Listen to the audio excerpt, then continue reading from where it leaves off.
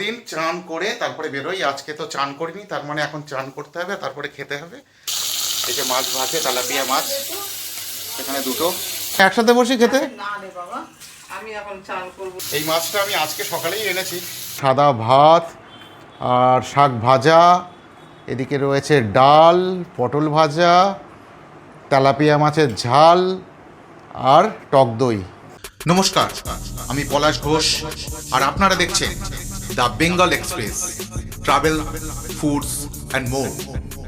Hello বন্ধুরা, কেমন আছো সবাই? আশা করি সবাই খুব ভালো আছো। আমি ভালো আছি। আবার চলে এলাম খুব ছোট্ট একটা ফ্রেশ ব্লগ নিয়ে। তো বাজে এখন বেলা 2টো। তো বাড়িতে যাব, এখন মার্কেটে রয়েছি। তো বাড়িতে যাওয়ার সময় ভাবছি একটা ব্লগ শুরু করি।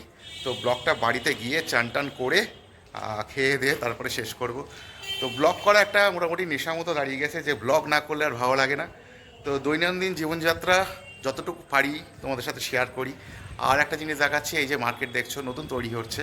তো এই মার্কেটে আমারও একটা দোকান রয়েছে, এখন উদ্বোধন করিনি, উদ্বোধন করলে অবশ্যই জানাবো। তো যাওয়া যাক বাড়ি গিয়ে তারপরে আবার কথা হচ্ছে তোমাদের সাথে। তো বন্ধুরা, বাড়িতে ঢুকলাম। তো একটা জিনিস তোমাদেরকে দেখাই। এর আগে অনেক ভিডিওতে আমি দেখিয়েছি যে অপরাজিতা গাছ দুটো রয়েছে আমার ছাদে।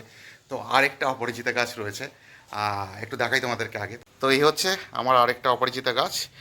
শুধু অপরাজিতা নয়, অপরাজিতা গাছ আর তুলসী গাছ একদম একসাথে উঠেছে আর কি, একই টবের থেকে। তো এই হচ্ছে টব। কোনোদিন চান করে তারপরে বেরোই, আজকে তো চান করিনি, তার মানে এখন চান করতে হবে, তারপরে খেতে হবে। তো একটু সময়ের ব্যাপার। তো দেখা যাক রান্নাবান্না হয়েছে কিনা। আমার মা এখনো পর্যন্ত রান্না করে যাচ্ছে। তো আজকে মা যেটা রান্না করছে একটু দেখিয়ে দিই তোমাদেরকে। এই যে মাছ ভাজে, তেলাপিয়া মাছ, এখানে দুটো। এই মাছটা আমি আজকে সকালেই এনেছি। তো এগুলো ফ্রিজে রেখে দেবে মা, পরে রান্না হবে। তো মাছটা কেমন মা? মাছ ভালো, টাটকা আছে মাছটা? একেবারে কিনলাম, প্রতিদিন বাজারে যেতে ভালো লাগে। তো এদিকে আমার ওয়াইফেরও চান টান সব কমপ্লিট। তো আমি চান করে আসবো, সেই জন্য আর কি ওয়েট করছে। তো একসাথে খেতে বসবো দুজনে। একটু ভুল বললাম, দুজনে না, আমরা তিনজনে। এদিকে মা আবার রয়েছে, শুনে হয়তো মা রাগ করলো। আসলে ব্যাপারটা হয়েছে কি, অনেকদিন ধরে তো মা ছিল না, তো আমরা দুজনে খেতে বসতাম একসাথে। তো বলতে বলতে সেটা আর কি বলে ফেলেছি। মা তুমি রাগ করলে নাকি? ও মা শুনতেই পাইনি। যাকে যাক, লেট না করে চানটা আগে করে আসি। তো চান করে আমি একদম খেতে বসার জন্য রেডি, কিন্তু মুশকিল হলো মার এখনো স্নান করা হয়নি। দেখি মা কি বলছে। মা, তা তুমি চান করতে যাও, একসাথে খেতে বসি? কেন একসাথে বসি খেতে? না রে বাবা, আমি এখন চান করব, বেরোবো। তো অত সময় চান করে তো দাঁড়িয়ে থাকতে পারেন, তোর খেতে টাইম হয়ে গেছে। সত্যি কথা বলতে খিদেও লেগে গেছে খুব, আর ওয়েট করতে পারছি না। তো খেতে বসে যাই আপাতত আমি আর বউ। মা চান করে উঠে যখন খাবে, মায়ের সাথে বসে একটু গল্প করা যাবে অন্তত।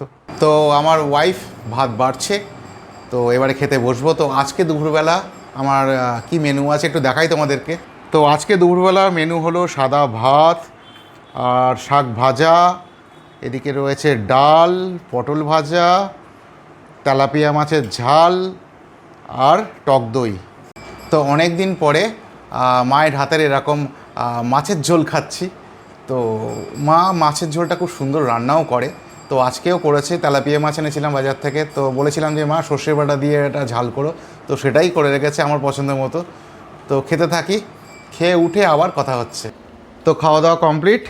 আর আমি না ভাতের পাতে দইটা খেতে অতটা পছন্দ করি না, যার ফলে কি হাতটা ধুয়ে তারপরে দইয়ের বাটি আর একটা চামচ নিয়ে বসেছি। তো এটাই ভালো লাগে আর কি। আর তার মধ্যে ওই ভাতের পাতে মেখে খেলে ওই ঝোলের হাত থাকে, ওই দইয়ের মধ্যে মিশে যায়, একটা বিচ্ছিরি রকম ব্যাপার। আর দই প্রতিদিন আমি খাই না। তো আমার ওয়াইফ আবার প্রতিদিন দই খায়, আমি খাই না। কিন্তু আজ থেকে ঠিক করেছি আমিও 2-3 চামচ করে এরকম দই খাবো। কারণ আমারও একটু রোগা হওয়ার দরকার আছে, ওজন বাড়ছে দিন দিন। আর ফুড ব্লগ করে করে অবস্থা খারাপ, মোটামুটি 1.5 কেজি মতো বাড়িয়ে ফেলেছি দুর্গাপুজোর পর থেকে। তো ব্লগটা খুব বেশি সময় এখানে বাড়াচ্ছি না, এই দইটা খেয়ে একটু রেস্ট নেব, রেস্ট নিয়ে আবার চলে যাব দোকানে। তো হাতে সময় খুব কম, তার মধ্যে যতটা পারছি ব্লগ করার চেষ্টা করছি, যতটা পারছি তোমাদেরকে আমার সেরাটা দেওয়ার চেষ্টা করছি।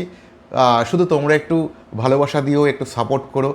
আর যারা আমাকে প্রথমবার দেখছো তারা চ্যানেলটা অবশ্যই সাবস্ক্রাইব করে দিও। তো সবাই ভালো থেকো, সকলকে ভালো রেখো। দেখা হবে পরবর্তী কোনো ব্লগে, অন্য কোনো মুহূর্তে। তো টাটা।